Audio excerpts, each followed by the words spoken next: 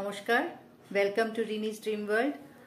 আজকে আমি একটা নতুন না, এটা অনেকেই হয়তো জানেন, অনেকেই হয়তো করেন, একটা রান্না করব। সেটা হচ্ছে ডালিয়া। এটা আমার ভীষণ প্রিয় একটা জিনিস, আমি খুব ডালিয়া খেতে পছন্দ করি। তো সেই ডালিয়াটা আজকে রান্না করব। ডালিয়া যাদের সুগার আছে তাদের জন্য ডালিয়া খুব ভালো, বিকজ ডালিয়া হাই প্রোটিন। অনেকেই ডালিয়া খেতে পছন্দ করেন। তো কারা কীরকম করে রান্না করেন আমাকে অবশ্যই জানাবেন। আর আজকে আমি কিভাবে রান্নাটা করছি সেটা আপনাদের সাথে শেয়ার করব। তো চলুন দেরি না করে রান্নাটা করি। ডালিয়া বানানোর জন্য আমার এখানে লাগবে ডালিয়া। আমি এখানে আলু নিয়েছি কিউব করে কেটে, বিনস নিয়েছি, গাজর নিয়েছি, আর 1 মুঠ মুগ ডাল নিয়েছি। আর ডালিয়াটা আমি এই কাপের 2 কাপ নিয়েছি। তেলটা গরম হয়ে গেছে, এবার আমি এখানে একটু জিরে ফোড়ন দেব, আর এই এলাচ আর দারচিনিটা এর মধ্যে দিয়ে দেবো। আর তারপর সব তরকারিগুলো একসাথে ঢেলে দেবো।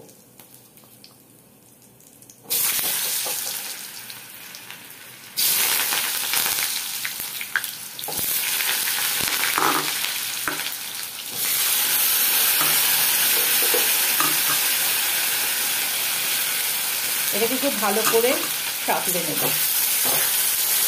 এটা ভাজা ভাজা হয়ে গেলে পরে তারপর ডালিয়াটা আর ডালটা এর মধ্যে দিয়ে দেবো, ভালো করে ভেজে নেবো একসাথে। তরকারিগুলো আমার ভাজা হয়ে গেছে, যতটা ভাজার ছিল। এবার আমি এর মধ্যে একটু লবণ দিয়ে দিলাম।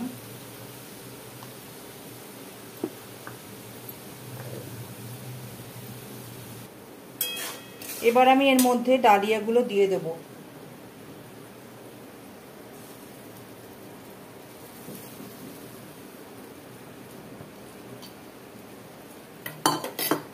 আর ডালটাও দিয়ে দেবো।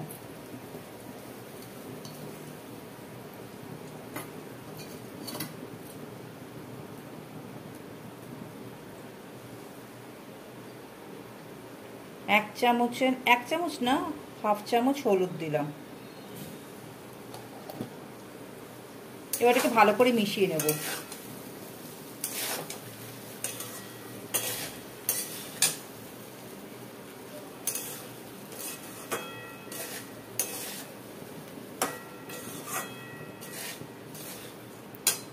আমি এর মধ্যে কয়েকটা লঙ্কা দিয়ে দিলাম। লঙ্কাটা আপনারা আপনাদের নিজের স্বাদ অনুযায়ী দেবেন। এটাকে একটু ভাজা ভাজা করে নেব।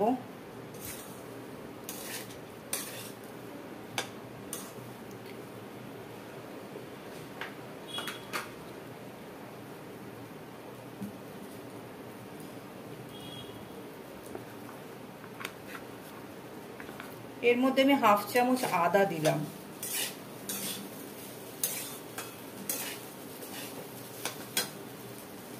এটাকে খুব ভালো করে ভাজতে হবে।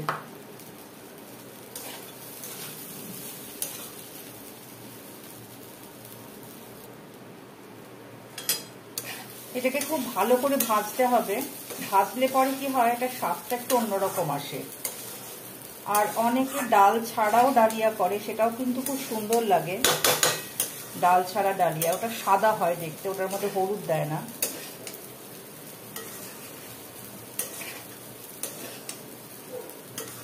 এটা বেশ ভাজা ভাজা হয়ে গেছে।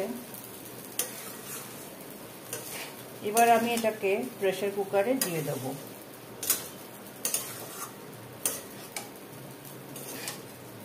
এটা একটু মোটা দানার ডালিয়া।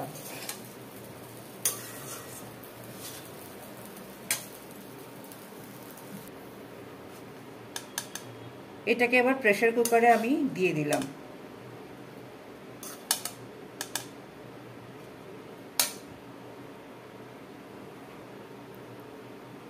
প্রেসার কুকারে আমি ডালিয়াটার মধ্যে জল দিয়ে দিয়েছি।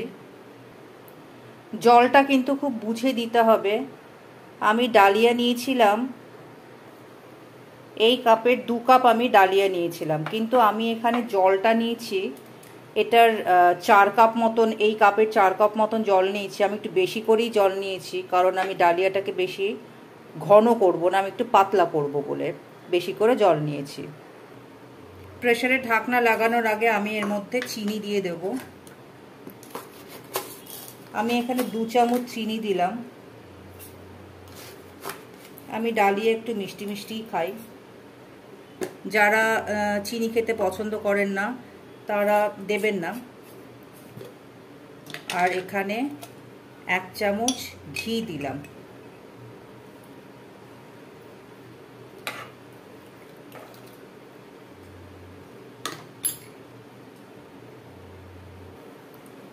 আমি এটা 4টে সিটি দেব। এখন আঁচটা বাড়ানো আছে, এরপর আমি আঁচটা একটু কমিয়ে দিয়ে 4টে সিটি দিয়ে নামিয়ে দেব। আর আমার একটু জলটা একটু কম হয়েছিল, আমি আরেকটু জল দিয়েছি। 4টে সিটি হয়ে গেছে। এবার আমি এটাকে বন্ধ করে কিছুক্ষণ রেস্টে রেখে দেব। আমার ডালিয়াটা হয়ে গেছে, এরকম দেখতে হয়েছে।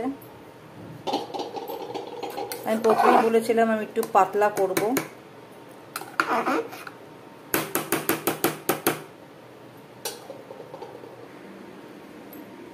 এরকম দেখতে হয়েছে আমার ডালিয়াটা। আমি খুব একটা থকথকে ডালিয়া পছন্দ করি না, আমি একটু পাতলা ডালিয়া রান্না করি। এমনিতেই গমের জিনিস যেহেতু, সেই জন্য থকথকে করলে পরে আরও আঠালো হয়ে যায়। ভীষণ গরম।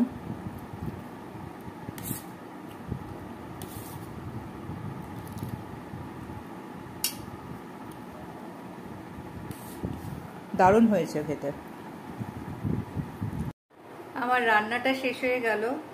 তো যারা যারা আমার এই রান্নাটা দেখছেন এই মুহূর্তে, মানে যারা যারা আমার এই ভিডিওটা এই মুহূর্তে দেখছেন, কেমন লাগলো অবশ্যই কমেন্টসে জানাবেন। আমার গতবার রিলে আমার কমেন্টসে জানিয়েছেন সুনন্দা মজুমদার। সুনন্দা মজুমদার, আপনাকে অনেক ধন্যবাদ। আপনি আমার রিলে রেসপন্স করেছেন, আপনি কমেন্টসে জানিয়েছেন আপনি কলকাতা থেকে দেখছেন। এবং শম্পা দে, থ্যাংক ইউ বাবুন কমেন্টস করার জন্য। আর আপনাদের কমেন্টস আমার পড়তে ভালো লাগে, আগেও বলেছি। যাদের যাদের ভালো লেগেছে অবশ্যই কমেন্টস করে জানাবেন। যদি কিছু ভুল ত্রুটি করে থাকি তাহলেও অবশ্যই আপনারা কমেন্টস করে জানাবেন আপনারা কীরকম করে করেন। কারণ প্রত্যেকের রান্নার স্টাইল এক একজনের এক এক রকম। আমারটা এই ধরনের স্টাইল, এই স্টাইলে আমি রান্নাটা করি। তো ভালো লাগলে পরে শেয়ার করবেন বন্ধুদের সাথে। এখনও যারা যারা আমার এই চ্যানেলটাকে সাবস্ক্রাইব করেননি, অনুরোধ রইল চ্যানেলটা সাবস্ক্রাইব করার জন্য। আপনাদের অনুপ্রেরণা পেলে পরে আমি আরও নতুন নতুন ভিডিও করতে আমার ভালো লাগবে। তাই আপনাদের সহযোগিতা একান্তভাবে দরকার। ভালো লাগলে পরে শেয়ার করবেন। আর আবার নতুন ভিডিও নিয়ে আসবো, নতুন রান্না নিয়ে আসবো, নতুন কথা নিয়ে আসবো। আমি আপনাদের বলেছি আপনাদের সাথে কথা বলতে আমার ভালো লাগে, নতুন কথা নিয়ে আসবো, আমি নতুন রিল নিয়েও আসবো।